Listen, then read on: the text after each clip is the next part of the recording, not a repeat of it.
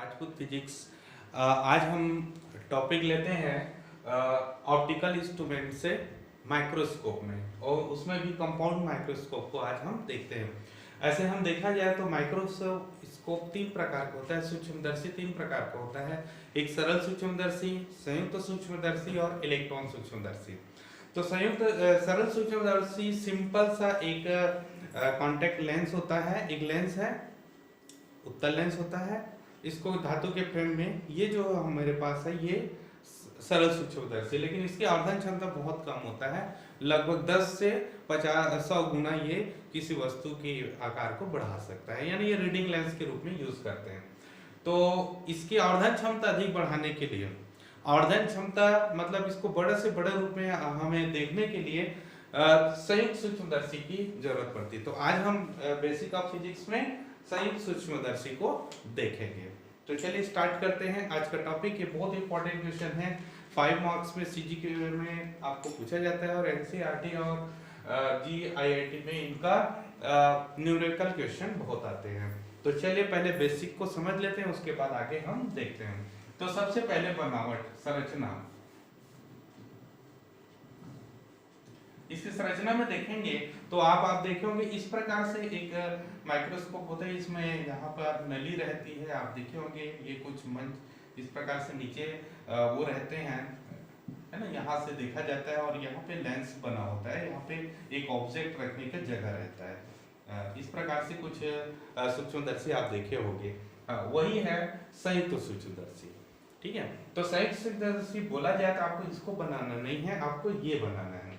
तो संरचना में अगर हम देखें तो इसमें दो प्रकार के उत्तल लेंस का उपयोग करते हैं। ठीक है, कॉन्वेक्स लेंस का यूज करेंगे। कॉन्वेक्स लेंस दो होता है, ये दोनों कॉन्वेक्स होता है, उत्तल है, लेकिन इसका फोकस दूरी इससे कम होता है।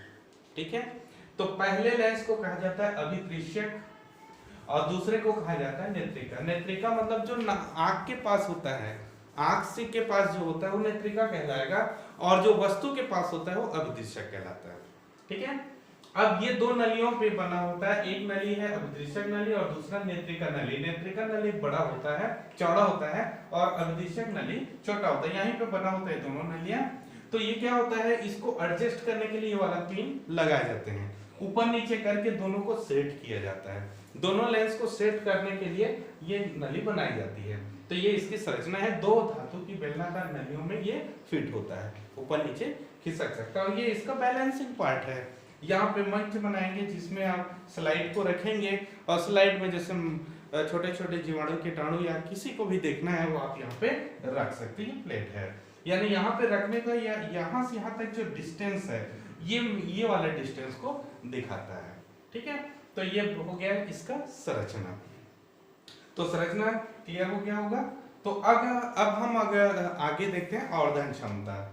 तो आवर्धन क्षमता देख लेते हैं। चलिए, तो आवर्धन क्षमता है तो व्यंजक निकालेंगे। अब हम देखें आवर्धन क्षमता। तो इसको समझने के लिए सबसे पहले हम ये देखते हैं कि कोई भी वस्तु हमें दिखाई क्यों नहीं देता है। अगर आप अपने हाथ के ऊपर देखेंगे तो बहुत सारे इसमें कीटाणु वगैरह होंगे, वायरस होंगे, ठीक है, जो आपको दिखाई नहीं देता।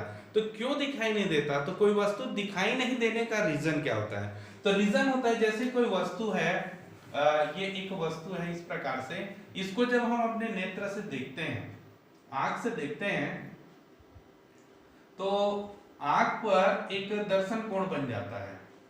यहां से देखेंगे तो इसके बीच में एक एंगल बनता है, इसको कहते हैं दर्शन कोण। ठीक है, तो दर्शन कोण का मान, अगर स्वच्छ नेत्र के लिए कहें, दर्शन कोण का मान 1 मिनट से अधिक होगा, 1 मिनट या 1 मिनट से अधिक होगा तो हम उस वस्तु को देख सकते हैं। मानव नेत्र की क्षमता है। ठीक है, तो जो वस्तु कभी कभी क्या है, ये वस्तु इतना छोटा है, इस वस्तु को तो दर्शन कोण का, जैसे ही वस्तु का आकार छोटे होते जाएगी दर्शन कोण का मान घटते जाता है। ठीक है, जैसे ये वस्तु है जिसमें दर्शन कोण अधिक है, इस वस्तु का दर्शन कोण कम है, इसका और कम है, तो ये दर्शन कोण का मान 1 मिनट से कम है तो हम उस वस्तु को देख नहीं सकते हैं। ठीक है, तो दर्शन कोण का मान यहाँ पर आवर्धन को बढ़ाना मतलब दर्शन कोण को बढ़ा देना है। तो चलिए, तो सबसे पहले इसके सिद्धांत को देख लेते हैं, ये कौन सा सिद्धांत में काम करता है। तो ये उस सिद्धांत पर काम करता है जब हम किसी वस्तु को फोकस या लेंस के फोकस या उससे पहले रख देंगे तो उसका बड़ा आभासी प्रतिबिंब बनता है। इसी सिद्धांत पर यह काम करता है। तो चलिए आवर्धन क्षमता हेतु व्यंजक चेक करते हैं। हाँ देखिए, आवर्धन क्षमता की डिफिनेशन होता है अंतिम प्रतिबिंब द्वारा निर्मित दर्शन कोण बटे स्पष्ट दृष्टि के न्यूनतम दूरी पर रखे वस्तु द्वारा निर्मित दर्शन कोण। अब स्पष्ट दृष्टि के न्यूनतम दूरी पर तो स्वच्छ नेत्र के लिए 25 सेंटीमीटर होता है। स्वच्छ नेत्र के लिए 25 सेंटीमीटर, इसको कैपिटल डी से डिनोट करते हैं। ठीक है, यानी कोई वस्तु को हम स्पष्ट दृष्टि के न्यूनतम दूरी पर रख दें तो वही चीज हुआ।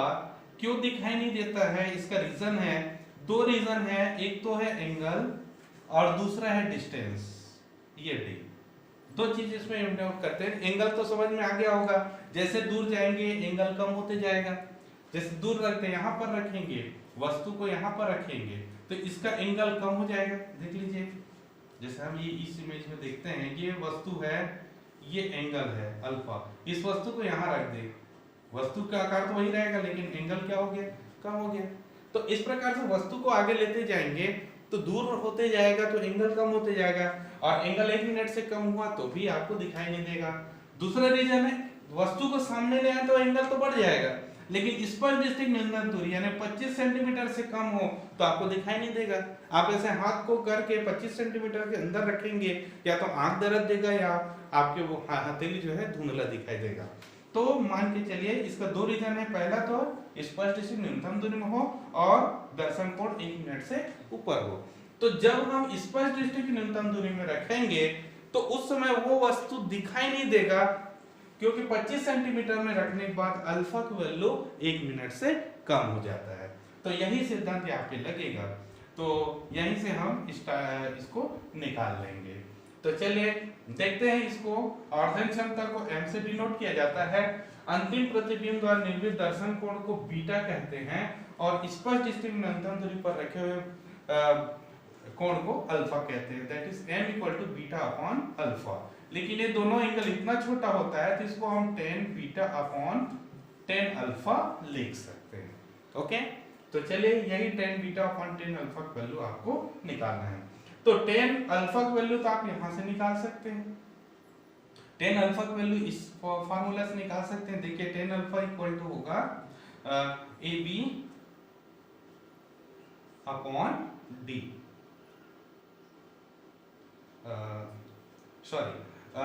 वस्तु को हमेशा इस डायरेक्शन पे रखते हैं, यानी ये वाला को मिटा दें, तो वस्तु हमेशा इस डायरेक्शन में रखें, और यहाँ पे अगर हम ऑब्जर्व करें तो AB और ये O है। ओके, तो उस समय ये वाला एंगल अल्फा होगा और ये वाला डिस्टेंस बीटा होगा, सॉरी D होगा, D मतलब 24, तो AB अपॉन D। ध्यान रखो यहाँ पर ये इस एंगल को अल्फा नहीं लिख सकते हैं, क्योंकि ये अल्फा नहीं है, 25 सेंटीमीटर की दूरी पर नहीं रखा गया है। हम इसको इस लेंस के वक्रता से आगे रखे हैं, वक्रता से आगे रखें ताकि उसका वास्तविक प्रतिबिंब बने। इसको भी अभी समझेंगे। तो ये बीटा की वैल्यू हम यहाँ पे निकाल सकते हैं, और tan अल्फा की वैल्यू निकाल गया। अब tan बीटा के लिए हम यहाँ पर देखेंगे। चलिए स्क्रीनशॉट कर लीजिए, फिर आगे देखते हैं। हाँ चलिए, अब माइक्रोस्कोप में सूक्ष्मदर्शी में, कंपाउंड सूक्ष्मदर्शी में अगर हम देखें, संयुक्त सूक्ष्मदर्शी में कैसे प्रतिबिंब बनता है इसको हम चेक करते हैं। तो सबसे पहले अभिदृश्यक के सामने C से आगे, C यानी वक्रता केंद्र से आगे हम कोई वस्तु को रखेंगे। तो आपको पता होगा वक्रता केंद्र से अनंत और वक्रता केंद्र पे अगर वस्तु का रखा जाए तो उसका बड़ा और वास्तविक प्रतिबिंब दूसरी ओर आपको प्राप्त होता है। तो इसका AB का प्रतिबिंब A' B' पर यहाँ पे प्राप्त होता है। जैसे एक समांतर रेखा खींचेंगे तो ये फोकस से होकर जाएगा, इसके अभिदृश्यक के फोकस होकर जाएगा, यहाँ पे गुजरेगा। एक वक्रता ये इसके ध्रुव से होकर गया तो सीधा निकल जाएगा, दोनों यहाँ पे मिला, इसका प्रतिबिंब बन गया। ठीक है, तो ये अभिदिशक O का मैकेनिज्म हो गया। क्लियर है। अब दूसरा क्या करेंगे, इस वस्तु को कहां पे रखेंगे, इसको ऐसे सेट करेंगे, उसमें जो डायल पिन था उस पिन से ऐसे सेट करेंगे ताकि ये जो लेंस है, ये बना हुआ प्रतिबिंब इसके फोकस के अंदर आ जाए। ठीक है, ये मान लेते हैं यहाँ पर इसका फोकस है Fe, तो उससे पहले ये आ जाए। तो फोकस के अंदर अगर वस्तु को रखा जाए तो उत्तल लेंस का प्रॉपर्टी होता है फोकस से पहले रखा जाए तो आभासी बड़ा और सीधा प्रतिबिंब बनता है। तो इसका आभासी बड़ा और इसकी तुलना में सीधा प्रतिबिंब बनेगा, लेकिन पहले वस्तु के तुलना में उल्टा बनेगा। ठीक है, तो इस प्रकार से देखिए, जब यहाँ पे रखा जाए तो दो किरणें लेंगे, एक किरण जो मुख्य अक्ष के समांतर है जो इसके फोकस से होकर गुजरेगा Fe का, अब दूसरा जो किरण है वो प्रकाश केंद्र से लेके जाए तो दोनों किरणें इस प्रकार से फैलेंगे, तो उधर तो नहीं मिलेगा, पीछे हटेंगे तो यहाँ पर इसका प्रतिबिंब बनेगा। अंतिम प्रतिबिंब A double dash B double dash में आपको प्राप्त होगा। ठीक है, तो ये है चित्र बनने का, यानी सूक्ष्मदर्शी पे चित्र बनने का टेक्निक्स। चलिए अब हम इसके व्यंजक को देख लेते हैं, बीटा के लिए व्यंजक देख लेते हैं। तो यहाँ अल्फा तो निकल गया, अब बीटा के लिए देखें तो बीटा के लिए हम ये वाले ट्रायंगल का यूज कर लेते हैं। तो त्रिभुज E में ये ट्रायंगल का यूज कर लेते हैं, यहां से बीटा मिल जाएगा आपको। ठीक है, तो tan बीटा इक्वल्स टू होता है, ये लंब हो जाएगा A डैश B डैश बटे आधार हो जाएगा ये वाला E B डैश। ओके, तो m की वैल्यू अगर हम निकालें, m इक्वल टू होगा tan beta upon tan alpha. So m equal to tan beta A dash B dash upon EB dash बटे AB अपॉन D। तो m की value अब इसको कर लीजिए, A dash B dash upon AB into D upon EB dash. ठीक है, इसको सीधा रखें तो इस प्रकार से आपको मिल जाएगा। अब हम यहाँ पर ये वैल्यूज को निकालते हैं। अब A डैश B डैश की वैल्यू कैसे निकालें, तो उसके लिए हम ये वाला ट्रायंगल का यूज कर लेते हैं। त्रिभुज OAB समरूप त्रिभुज OA डैश B डैश।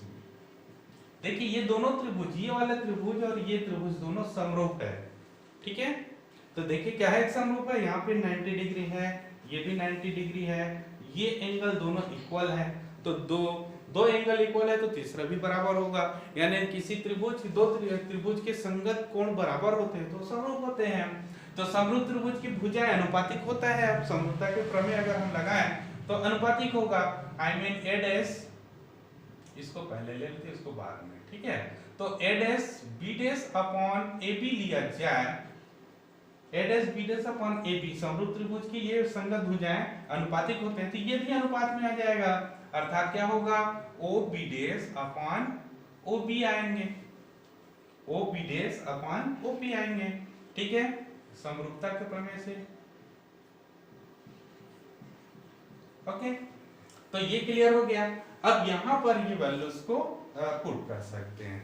ठीक है, तो पुट कर दीजिए तो m की वैल्यू आपको मिलेगा OP dash by OB into D upon EB dash.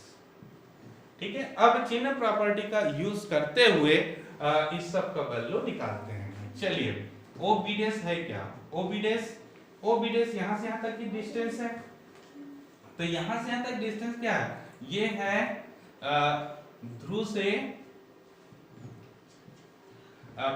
प्रतिबिंब की दूरी, यानी अभिदृश्यक के लिए। ठीक है, तो अभिदिशक के लिए इसको हम लिख सकते हैं VO, अब वो राइट हैंड डायरेक्शन में इसलिए पॉजिटिव होगा। OB लिखा जाए तो ये ध्रुव से वस्तु की दूरी, तो इसको हम U लिखेंगे UO, लेकिन माइनस माइनस क्यों, लेफ्ट हैंड साइड में है। ठीक है, D को देखें, स्पर्श डिस्ट्रिक्ट न्यूनतम दूरी है, ये माइनस में होगा। क्योंकि इसकी डायरेक्शन देखिए इस डायरेक्शन में है, ठीक है। अब EB डैश को अगर हम देखें, EB डैश ये है ध्रुव से, ध्रुव यानी नेत्रिका के लिए से वस्तु की दूरी है, तो ये भी U कहलाएगा लेकिन माइनस डायरेक्शन में आएगा, UE यानी माइनस डायरेक्शन में होगा। तो ये सभी वैल्यू निकल गया, अभी वैल्यू को इसमें पुट कर दो तो M की वैल्यू आपको मिलेगा, देखिए ये हो जाएगा VO, ये minus UO into minus D bye minus UE, तो तीनों माइनस में एक माइनस बचेगा, तो M equal to minus VO upon UO और D अपॉन UE। तो ये है आवर्धन के लिए व्यंजक। अब यहाँ पर माइनस चिन्ह यही दर्शाता है कि अंतिम प्रतिबिंब नेगेटिव बना है। तो चलिए इतना स्क्रीनशॉट कर लीजिए, फिर हम आगे कंडीशन लेते हैं। हाँ देखिए, जब अंतिम प्रतिबिंब स्पष्ट दृष्टि के न्यूनतम दूरी पर है तो उस कंडीशन में क्या होगा, जिसके लिए हम ये कह सकते हैं ये अंतिम प्रतिबिंब कहाँ पर बन रहा है, स्पष्ट दृष्टि के न्यूनतम दूरी D पर। ओके, तो इसके लिए अगर हम देखें तो अंतिम प्रतिबिंब कहाँ है, न्यूनतम दूरी यानी D पर कौन बन रहा है ना, यानी इस नेत्रिका हमें जो दिखाई दे रहा है नेत्रिका के कारण प्रतिबिंब दिखाई दे रहा है, न कि अभिदृश्यक के कारण, ठीक है। तो अंतिम प्रतिबिंब हम नेत्रिका से ही लेंगे। तो इस स्थिति में देख लीजिए लेंस, इसमें हम देखेंगे लेंस सूत्र, लेंस फार्मूला क्या है, 1/f equal to 1/v minus 1/u होता है। अब ये नेत्रिका के लिए अगर हम ले, नेत्रिका के लिए लिया जाए तो क्या होगा, यहां पर f जो है f ही होगा, नेत्रिका की फोकस दूरी f ही है, नेत्रिका की फोकस दूरी। ओके, दूसरा वस्तु D कहां पर रखा गया है, V कहां, प्रतिबिंब कहां बन रहा है, माइनस D पर, अंतिम प्रतिबिंब माइनस D पर है, तो वस्तु कहां पर रखा गया है, माइनस UE पर। ओके, तो ये चीज यहाँ पे अप्लाई करें तो 1/FE equal to 1/-D minus 1/-UE, ये माइनस कैंसिल हो जाएगा और इसमें D का मल्टीप्लिकेशन कर दें तो ये हो जाएगा D/-D प्लस D/UE, ये D कैंसिल होके 1 आ जाएगा, -1 इधर ले आएंगे तो +1 होगा, D/FE plus 1 equal to D/UE। ये वैल्यूज को यहाँ पे पुट कर देते हैं, ठीक है। तो M की वैल्यू आपको मिल जाएगा, तो M की वैल्यू क्या मिलेगा, देखिए माइनस VO/UO और इसके जगह रखेंगे तो 1 प्लस D/FE, ये आपको मिलेगा। तो ये है आवर्धन क्षमता हेतु व्यंजक, लेकिन कौन सी कंडीशन में, जब स्पष्ट दृष्टि के न्यूनतम दूरी पर है। तो यहाँ पर स्पष्ट दृष्टि न्यूनतम दूरी पर है तो यहाँ पे सूक्ष्मदर्शी की लंबाई कितना होगा बताइए, लंबाई L के लिए अगर हम देखें कितना लंबा है ये, तो कितना लंबा, ये तो बाहर का पोर्शन है, लेंस इस लेंस से इस लेंस के बीच की दूरी को ही हम लंबाई कहेंगे, यहां से तक की दूरी को लंबाई कहें, तो यहां से तक दूरी कितना हुआ, ये VO प्लस UE, ये इसकी लंबाई होगी। ओके, तो ये स्पष्ट दृष्टि न्यूनतम दूरी हेतु पूरे पोर्शन हो गया। चलिए अब हम जब अंतिम प्रतिबिंब अनंत पे है उसको चेक करेंगे। देखिए, जब प्रतिबिंब अंतिम प्रतिबिंब अनंत पर बने तो स्पष्ट दृष्टि न्यूनतम दूरी समझ में आया होगा। अब अंतिम प्रतिबिंब अनंत पर बने उसके लिए देखिए, जैसे एक वस्तु को यहाँ पर रखेंगे, ये UO पर रखेंगे, तब क्या होगा, इसका वास्तविक प्रतिबिंब यहाँ पर मिलेगा A' B' में आपको प्राप्त होगा। अब इस प्रतिबिंब को हम ऐसे सेट करें ताकि नेत्रिका जो है इसके फोकस पर आ जाए, FE पर आ जाए, यानी ये वस्तु जो है उसके FE में आ जाए, फोकस पर आ जाए। तो आपको पता होगा जब नेत्रिका के किसी भी उत्तल लेंस के फोकस पर वस्तु को रखा जाए तो उसका बड़ा आभासी प्रतिबिंब और बड़ा प्रतिबिंब आपको अनंत पर प्राप्त होता है, यानी इस प्रकार से अनंत पे जाके ये दोनों रेखाएं जो होती है, जो और प्रतल के ऊपर जो रेखाएं वो दोनों समांतर हो जाती हैं। तो समांतर रेखाएं कहाँ मिलेगी? अनंत में मिलती है, अर्थात अनंत पे इसका प्रतिबिंब बनेगा। ओके, तो ये हो गया चित्र बनना। तो अब हम अंतिम प्रतिबिंब अनंत पर बने, इसके लिए हम चेक देखते हैं क्या किए हैं हम लोग। आपको पता हो V0 U into d/UE ये फॉर्मूला था। तो हमने क्या चेंज किया? Fe UE के जगह Fe कर दिए हैं, यानी U ये वस्तु को कहां पर रख दिए हैं? Fe में। तो ये सब आपका मिल गया। तो m = -O/U into d/UE। तो ये है अंतिम प्रतिबिंब अनंत पर बनने के लिए कंडीशन। अब हम चेक करते हैं नली की लंबाई। तो नली की लंबाई कितना हुआ? यहां से यहां तक की लंबाई आपको पता है VO है, लेकिन यहां से यहां तक की लंबाई क्या है? FE है। तो अंतिम प्रतिबिंब VO प्लस FE होगा, अर्थात इसकी नली की लंबाई आपको ये मिल जाएगा। अब कंडीशन है आवर्धन क्षमता बढ़ाने का उपाय। तो आवर्धन क्षमता हम कैसे बढ़ा सकते हैं? तो निश्चित m को बढ़ाने के लिए नीचे को कम करना पड़ेगा। तो नीचे को कम करना पड़ेगा, तो अब हम यहां देखें UO को कम करना है, UO और FE दोनों को कम करना है। तो दोनों एक साथ कैसे कम हो जाएगा? UO को कम करें, इसको कम करें तो C को अंदर लेना पड़ेगा, C को और कम करना पड़ेगा। C कम होगा तो F कम हो जाएगा, यानी ये लेंस की फोकस दूरी कम होनी चाहिए, साथ ही ये वाली लेंस की भी फोकस दूरी कम होनी चाहिए। तो दोनों में दिक्कत आ जाएगी। अब यहाँ पर UE को तो कम करें तो नेत्रिका को फोकस दूरी कम होना चाहिए, लेकिन यहाँ देखो VO को बढ़ाना पड़ेगा, इसको बढ़ाना है, ये दोनों कम होना चाहिए, ये बढ़ना चाहिए, तब तो m की वैल्यू बढ़ेगा, है ना। तो यहाँ VO को बढ़ाएंगे, VO यानी ये बढ़ना चाहिए। अब यहाँ देखिए UE को हम कम कर रहे हैं तो ये बढ़ रहा है, ठीक है ना।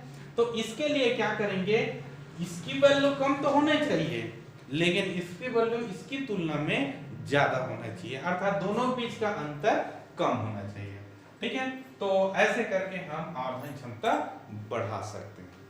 तो आई होप आज पूरे वीडियो में कंपाउंड माइक्रोस्कोप को अच्छी तरह से समझ में आया होगा। अब इसका न्यूमेरिकल क्वेश्चन नेक्स्ट वीडियो में